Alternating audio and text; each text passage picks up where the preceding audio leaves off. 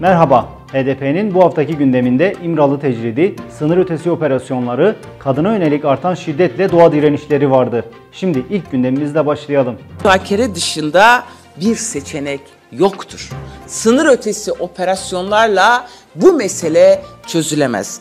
Öcalan çözüm modellerinden söz ettikçe, yol haritaları hazırladıkça, somut adım atıp hazır olduğunu ifade ettikçe ve kangrenleşmiş Kürt sorununa dair nihai çözüm masasını işaret ettikçe tecrit ağırlaşıyor, tecrit derinleşiyor. Dozeriniz var, askeriniz var. Ama şunu bilin, halkın bu itirazı, bu direnişi sürecek. Asla ikna olmayacaklar. Asla sizin yalanlarınıza ikna olmayacaklar. Bu da size dert olsun.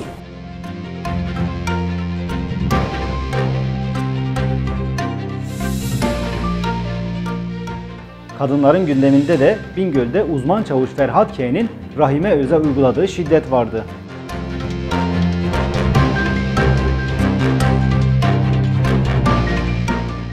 Halkı korumakla görevli olan bu üniformalı bir kadına şiddet uyguladı ve sonrasında nereye gidersen git söylemini korumaktan hiç çekinmedi.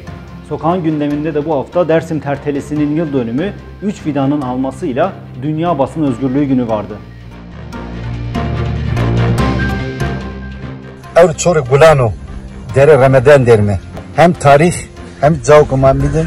Türkiye'den Dersim'de, Terteli Dersim'de hem mühim o tarih o hem mühim o cav. Kirisu hotu hirişte heşte ve kefenu bir mezele yine hardurum, hardı devrişum yine pörne yad kemi. Türkiye halklarının, emeğin, işçi sınıfının, yoksulların özgürleşmesi ve yaşanabilir bir Türkiye olması için canbaş verdiler.